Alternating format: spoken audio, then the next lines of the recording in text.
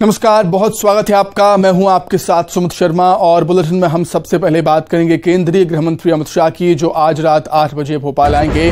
15 दिन में अमित शाह का ये दूसरा भोपाल का दौरा है। एयरपोर्ट पर नरोत्तम मिश्रा उनकी अगवानी करेंगे। नरोत्तम मिश्रा को मिनिस्टर इन वेटिंग बना दिया गया है।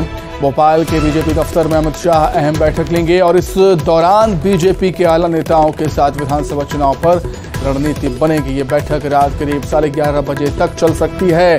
बैठक में चुनाव को लेकर अलग अलग समितियों पर मंथन होगा और इस दौरान 15 से ज्यादा समितियों का आज ऐलान हो सकता है। उन पर अंतिम मुहर लग सकती है। न्यूज़ 18 ने समितियों के ऐलान की जानकारी पहले ही दे दी थी।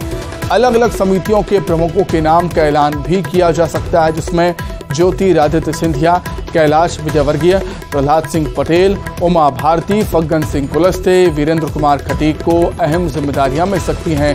अमित शाह भोपाल में ही रात्रि विश्राम करेंगे। अमित शाह के दौरे को लेकर सुरक्षा के कड़े इंतजाम हैं।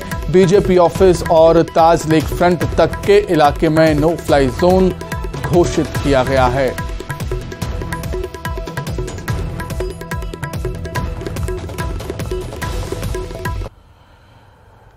अमित शाह की राजधानी भोपाल आगमन से पहले शहर भर में सुरक्षा व्यवस्था चाक चौबंद है। अमित शाह के दौरे को लेकर बीजेपी प्रदेश दफ्तर की प्रमुख सड़क पर एयरपोर्ट से रिहर्सल का काफिला पहुंचा। मौके का जायजा लिया संवाददाता शैलेंद्र सिंह चौहान ने। तो क्या कुछ सुरक्षा के इंतजाम हैं, शैलेंद्र बताएंगे। और आप देख सकते हैं बड़े बड़े कटआउट्स यहां पर लगाए गए हैं। जेपी नड्डा के, प्रधानमंत्री मोदी के, अमित शाह के।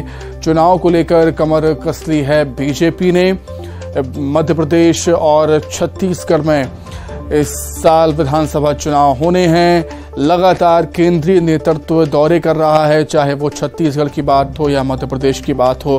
15 दिन में दूसरी बार अमित शाह राजधानी भोपाल में होंगे। इससे पहले भी वो रात को ही आए थे और देर रात तक उन्होंने बैठकें की थी। जो टास्क दिए थे उन टास्क की समीक्षा भी आज होगी। समितियों का ऐलान होगा। समितियों के ऐलान पर मुहर लग सकती है और समितियों के प्रमुखों को जिम्मेदारियां भी सौंपी जा सकती हैं, जिनमें सिंधिया का नाम है, कैलाश विजयवर्गीय का नाम है, प्रहलाद सिंह पटेल का नाम है, पूर्व सीएम उमा भारती, वीरेंद्र कुमार खटीक जैसे दिग्गज नेताओं को अहम जिम्मेदारियां सौंपी जा सकती हैं।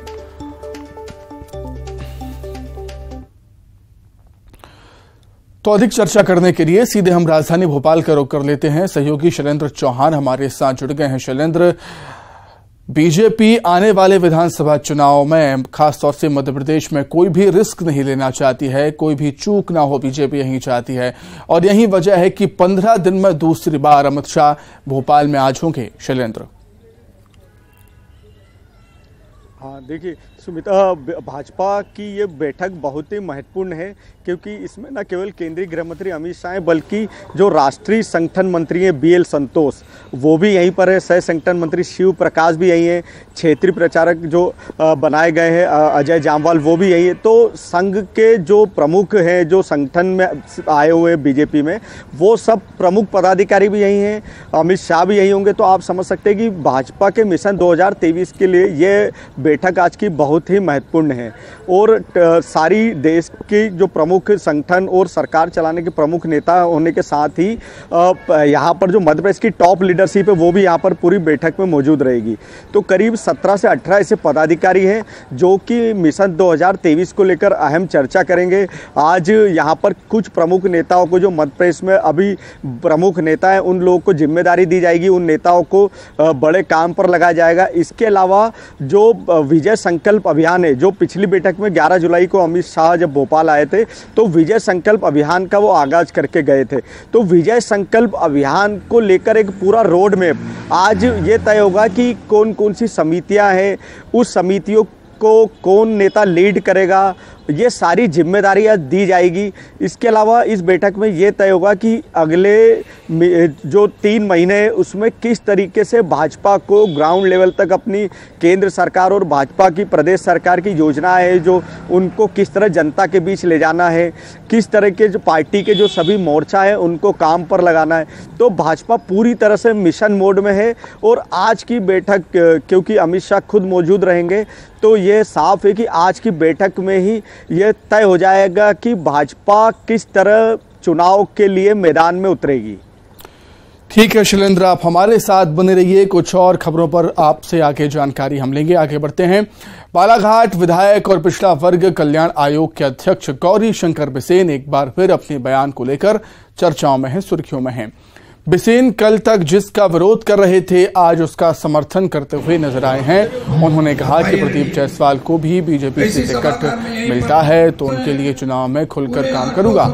साथ ही पूर्व मुख्यमंत्री से हुई मुलाकात का हवाला देते हुए कहा कि मेरी बेटी मौसम को कांग्रेस में टिकट देने की कमलनाथ ने बात कही थी, उस पर इन्होंने कहा कि आप पहले सीएम तो बनो। इतना ही नहीं, उन्होंने कमलनाथ को लेकर कहा कि वे मुंगेरी लाल के सपने देख रहे हैं। यदि प्रदीप जायसवाल को भी मिलेगी टिकट, खुल के काम करो। टिकट मिलते तक अपना पक्ष रखेंगे और फिर कमल का फूल जिसको मिलेगा उसके लिए पूरी ताकत से लगेगा। अगर से चुनाव लड़ूंगा और मिनिस्टर भी बनाऊंगा। मैंने कहा आप मंत्री का बन रहे हो सीएम, पहले खुद तो कुछ नहीं बन सकते। मुंगेरी लाल के सपने देखो कमलनाथ। यदि मौसम ने भी पंजे से चुनाव लड़ा तो उसके खिलाफ। बिसेन वरिष्ठ नेता है भारतीय जनता पार्टी के और कोई भी वरिष्ठ नेता या कोई भी भारतीय जनता पार्टी का कार्यकर्ता जो भी कमल चिन्ह लेके आएगा प्रत्याशी उसका काम करेंगे और भारतीय जनता पार्टी के प्रत्याशी को जिताने में पुरजोर मेहनत करेंगे। इस विषय पर कांग्रेस का तो कोई बोलने का उचित ही नहीं है। गौरीशंकर बिसेन जी विधायक हैं बालाघाट के, इन्होंने ही पहले विरोध किया था गुड्डा जायसवाल जी का, क्योंकि गुड्डा भैया हमारे पूर्व जिलाध्यक्ष भी रहे, पूर्व विधायक भी रहे। उन्होंने कांग्रेस पार्टी को उस समय धोखा दिया जब उनकी बहुत जरूरत थी, तो हमारे रास्ते तो उसी समय बंद कर दिए गए। तो चलिए इसी पर अधिक चर्चा करने के लिए सीधे भोपाल का रुख कर लेंगे। शैलेंद्र चौहान लगातार हमारे साथ जुड़े हुए हैं। शैलेंद्र, सियासत का, राजनीति का चरित्र ही ऐसा होता है कि कभी कभी राजनेता को अपने बयान से पलटना भी पड़ता है और गौरीशंकर बिसेन अपने बयानों से पलटे हैं। इससे पहले भी उन्होंने कमलनाथ के खिलाफ छिंदवाड़ा से चुनाव लड़ने की बात कही थी, फिर बाद में कह दिया था कि ये कोई आसान काम नहीं है। शैलेंद्र, देखिए, गौरीशंकर बिसेन एक पार्टी के कद्दावर नेता माने जाते हैं और खासकर वो जिस वर्ग से आते हैं और जो बालाघाट और ये पूरा जो क्षेत्र है यहाँ पर उन्हें भाऊ के नाम से कहा जाता है। तो लेकिन बिसेन के साथ हमेशा आप कुछ समय से देखेंगे तो उनके बयान लगातार सुर्खियों में हैं और उसकी एक बड़ी वजह है कि यहाँ तक कि कांग्रेस तो चुटकी भी लेती है कि अब उन पर उम्र का असर दिखने लगा है। तो हम बिसेन के अगर लगातार कुछ बयान देखें तो उन्होंने कुछ दिनों पहले भाजपा पार्टी को ही चुनौती दी थी कि मैं तो चुनाव लड़ूंगा, मैं नहीं लड़ा तो बिटिया को लड़ाऊंगा। तो वो पहले अपनी बेटी को चुनाव लड़ाने के लिए और उन्होंने पार्टी गाइडलाइन को भी किनारे रख के कहा था कि कुछ भी हो जाए मैं अपनी बेटी को चुनाव लड़ा कर रहूंगा। अब थोड़े दिन बाद फिर उनका कुछ बयान आता है कि अब वो प्रदीप जायसवाल जो कि कांग्रेस के थे, इस पिछले चुनाव में वो निर्दलीय चुनाव जीते थे, कांग्रेस से उन्हें टिकट नहीं रहता, तो अब उनका कहना है कि मैं प्रदीप जायसवाल के पक्ष में खुलकर प्रचार करूंगा। अब अभी कुछ दिन बाद देखिए कि उनका बेटी को लेकर फिर बयान आया है कि मैं बेटी के खिलाफ, अगर वो कांग्रेस से लड़ती है तो उसके खिलाफ चुनाव प्रचार करूंगा। तो बिसेन के साथ ये है कि हर दिन उनका कुछ ना कुछ ऐसा बयान आता है, या तो कह सकते हैं कि वो सुर्खियों में रहने के लिए इस तरह के बयान देते हैं, या फिर कह सकते हैं कि क्योंकि बिसेन के ऊपर इस बार वो लगातार 7 बार के विधायक और उनके ऊपर इस बार टिकट कटने का खतरा है, क्योंकि भाजपा की एक उम्र की क्राइटेरिया होता है, गाइडलाइन। तो भाजपा को में ये बात आ रही कि इस बार युवाओं को मौका देगी तो बिसेन का टिकट कट सकता है। तो बिसेन कहीं ना कहीं एक माइंड गेम की पॉलिटिक्स कर रहे हैं, एक प्रेशर पॉलिटिक्स कर रहे हैं कि वो स्वीकार्यता भी बनी रहे, क्योंकि उन्हें उस क्षेत्र में बड़ा वजनदार नेता माना जाता है और वो अपनी बेटी के लिए भी लगातार लॉबिंग कर रहे हैं। तो कहीं ना कहीं अब भाजपा की देखिए, आज सुबह ही वीडी शर्मा जो प्रदेश अध्यक्ष भाजपा के, उन्होंने स्पष्ट तौर पर कह दिया था। बिल्कुल, निश्चित तौर पर शैलेंद्र, बीजेपी में कई ऐसे नेता हैं जो अपने बेटे बेटे या बेटियों को राजनीति में लॉन्च करना चाहते हैं। लेकिन जैसा कि आप कह ही रहे थे कि वी.डी. शर्मा ने कहा था परिवारवाद के खिलाफ बीजेपी है, और शायद जब राजनेता अपने बेटे या बेटी को लेकर बयान दे देते हैं, लेकिन उसके बाद अगर समझ आता है कि शायद ये पार्टी की गाइडलाइन से अलग हो, हटकर हो, तो शायद उस बयान से पलट भी जाते हैं। हाँ जी, देखिए बार बार यही हो रहा है कि पार्टी के कुछ नेता लगातार चाहते हैं कि उनके परिवार से कोई आगे बढ़े, बेटा या बेटी चुनाव लड़े, लेकिन जैसे ही उन्हें लगता है कि पार्टी की कोई बयान आता है किसी सीनियर लीडर का या कोई गाइडलाइन आती है, तो ये लोग बैकफुट पर आ जाते हैं और फिर अपने बयान बदल देते हैं कि पार्टी चाहे तय करेगी। अच्छा, अभी देखिए कुछ दिन अब लोकसभा स्पीकर रही है सुमित्रा महाजन, उन्होंने भी अभी कुछ दिन पहले ही एक बड़ा बयान दिया कि उन्होंने इसकी पैरवी की कि अगर बेटा योग्य है तो या परिवार में कोई योग्य है तो उसे टिकट देना चाहिए और उसे चुनाव लड़ाना चाहिए। तो भाजपा में भी एक अंतर्द्वंद चल रहा है, भाजपा भी अभी खुद तय नहीं कर पा रही है कि टिकट देना चाहिए या नहीं देना चाहिए। जब प्रदेश अध्यक्ष का बयान आता है कि नहीं देना चाहिए, और ये कहीं ना कहीं राजनेताओं की बात रखने का तरीका भी हो सकता है कि अपनी बात भी रख दी और फिर बयान से पलटकर गाइडलाइंस का पालन भी कर लिया। शैलेंद्र, आपका बहुत शुक्रिया जुड़ने के लिए, तमाम बातचीत के लिए। आगे बढ़ते हैं रायपुर से बड़ी खबर। विधानसभा चुनाव से पहले पूर्व सीएम ने पत्र लिखे हैं। पूर्व सीएम डॉक्टर रमन सिंह ने 3 लेटर लिखे हैं। रमन सिंह ने सीएम भूपेश बघेल को लेटर लिखा है, शिक्षा मंत्री रविंद्र चौबे को भी लेटर लिखा है। अनियमित कर्मचारियों के नियमितीकरण की मांग की गई है। दिवंगत शिक्षकों के परिजनों को अनुकंपा नियुक्ति देने की मांग की गई और जल्द से जल्द उचित कार्रवाई करने का आग्रह किया। शिक्षकों से किए गए वादों को पूरा करने का आग्रह किया गया है। लेटर में पीसीसी अध्यक्ष दीपक बैज ने रमन सिंह पर निशाना साधा है। इसको लेकर कांग्रेस पार्टी और तमाम विपक्षी दलों ने मिलकर आज लोकसभा में अविश्वास प्रस्ताव केंद्र सरकार के खिलाफ हम लोगों ने लाए हैं। लोकसभा ने स्वीकार भी हुआ, लेकिन हमें उम्मीद है कि उसका जल्दी से चर्चा होना चाहिए। देखिए, ये अविश्वास प्रस्ताव ही नहीं, ठीक है, उनके पास आंकड़े हैं, बहुमत है, दावे कर रहे हैं, कोई दिक्कत नहीं, लेकिन ये विश्वास उस जनता की है जिन्होंने मोदी सरकार को महंगाई कम करने के लिए दिया था, बेरोजगारी कम करने के लिए दिया था, माता बहनों की सुरक्षा के लिए दिया था, क्राइम रोकने के लिए दिया था। तो ये सब मामले में मोदी सरकार बुरी तरह से फेल हो गया है, ये देश की जनता जान रही है। जिस तरह से ताजा घटना मणिपुर में हुआ। चलिए, इसी पर एक चर्चा करने के लिए सीधे हम रायपुर का रुख कर देंगे। सहयोगी युगल तिवारी हमारे साथ जुड़ गए हैं लाइव। युगल, छत्तीसगढ़ में चुनाव नजदीक है और अब लेटर पॉलिटिक्स भी शुरू हो चुकी है।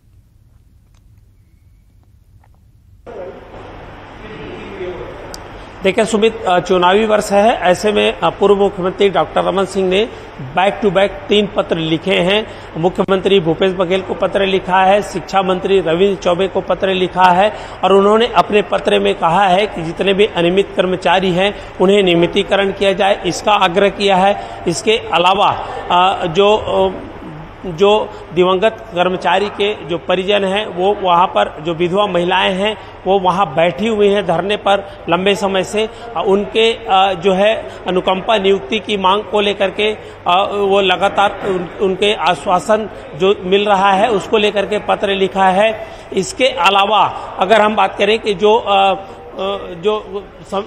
शिक्षक हैं, जो दूरस्थ वनांचल क्षेत्र पर जो कार्य करते हैं, अतिथि शिक्षक, उनकी नियमितीकरण को लेकर के पत्र लिखा गया है। तो ये कहा जा सकता है पत्रों का दौर लगातार जारी है, चुनावी वर्ष है और लगातार सरकार पर निशाना बीजेपी साध रही है। तो ठीक उसके उलट पीसीसी चीफ दीपक बैज ने साफ तौर पर इस पत्र को राजनीतिक स्टंट करार दिया है और उन्होंने ये भी कहा है कि सबसे अधिक जो संविदा कर्मचारियों की, अनियमित कर्मचारियों की भर्ती है डॉक्टर रमन सिंह के कार्यकाल में हुआ था और जिसे नियमितीकरण नहीं किया गया है। और उन्होंने ये भी कहा है कि अब 27% जो वृद्धि की गई है उनके वेतन में, तो ये कहा जा सकता है कि इसे लेकर के लगातार राजनीतिक का दौर है वो जारी है। अगर हम पूरे प्रदेश में नियमित कर्मचारियों की बात करें तो 2,34,000 जो कर्मचारी आंकड़ा पेश करते हैं, तो 2,34,000 कर्मचारी हैं और एक बड़ा वोट बैंक है। इसे लुभाने के लिए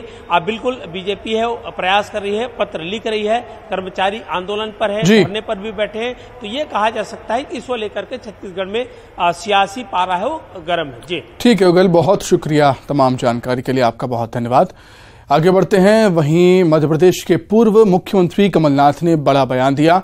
सरकार बनने पर, मतलब कांग्रेस की सरकार बनने पर कृषि न्याय योजना शुरू करने की बात कही है।